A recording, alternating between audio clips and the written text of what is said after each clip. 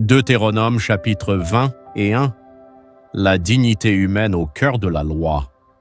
Si, dans le pays dont l'Éternel, ton Dieu, te donne la possession, l'on trouve étendu au milieu d'un champ un homme tué, sans que l'on sache qui l'a frappé, tes anciens et tes juges iront mesurer les distances à partir du cadavre jusqu'aux villes des environs. Quand on aura déterminé la ville la plus rapprochée du cadavre, les anciens de cette ville prendront une génisse qui n'est point servie au travail et qui n'est point tirée au joug. Ils feront descendre cette génisse vers un torrent qui jamais ne tarisse et où il n'y ait ni culture ni semence. Et là, ils briseront la nuque à la génisse, dans le torrent.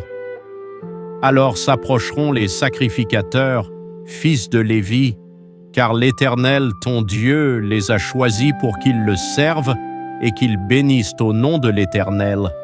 Et ce sont eux qui doivent prononcer sur toute contestation et sur toute blessure. Tous les anciens de cette ville la plus rapprochée du cadavre laveront leurs mains sur la génisse à laquelle on a brisé la nuque dans le torrent, et prenant la parole, ils diront « Nos mains n'ont point répandu ce sang et nos yeux ne l'ont point vu répandre. Pardonne, ô Éternel, à ton peuple d'Israël que tu as racheté. N'impute pas le sang innocent à ton peuple d'Israël, et ce sang ne lui sera point imputé. Ainsi tu dois faire disparaître du milieu de toi le sang innocent, en faisant ce qui est droit aux yeux de l'Éternel. Lorsque tu iras à la guerre contre tes ennemis, si l'Éternel les livre entre tes mains, et que tu leur fasses des prisonniers, peut-être verras-tu parmi les captives une femme belle de figure, et auras-tu le désir de la prendre pour femme? Alors tu l'amèneras dans l'intérieur de ta maison. Elle se rasera la tête et se fera les ongles. Elle quittera les vêtements qu'elle portait quand elle a été prise. Elle demeurera dans ta maison, et elle pleurera son père et sa mère pendant 1 mois. Après cela, tu iras vers elle, tu l'auras en ta possession, et elle sera ta femme. Si elle cesse de te plaire, tu la laisseras aller où elle voudra. Tu ne pourras pas la vendre pour de l'argent ni la traiter comme esclave, parce que tu l'auras humiliée. Si un homme qui a 2 femmes aime l'une et n'aime pas l'autre, et s'il en a des fils dont le premier-né soit de la femme qu'il n'aime pas, il ne pourra point, quand il partagera son bien entre ses fils, reconnaître comme premier-né le fils de celle qu'il aime, à la place du fils de celle qu'il n'aime pas et qui est le premier-né. Mais il reconnaîtra pour premier-né le fils de celle qu'il n'aime pas, et lui donnera sur son bien une portion double, car ce fils est les prémices de sa vigueur, le droit d'aînesse lui appartient.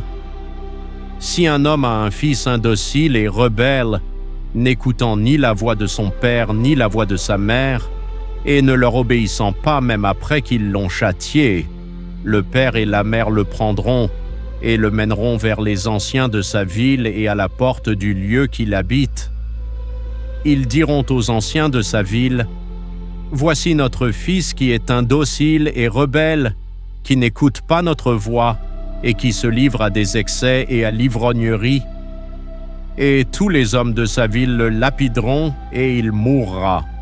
Tu ôteras ainsi le mal du milieu de toi, afin que tout Israël entende et craigne.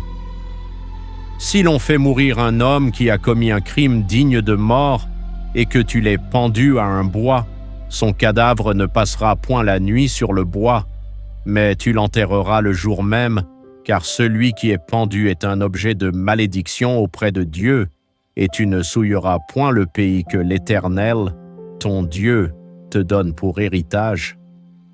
En résumé, ce chapitre traite de cas difficiles, le meurtre non élucidé et le rituel d'expiation communautaire, le traitement de la femme captive épousée, les droits du fils premier-né même né d'une femme moins aimée et le fils rebelle.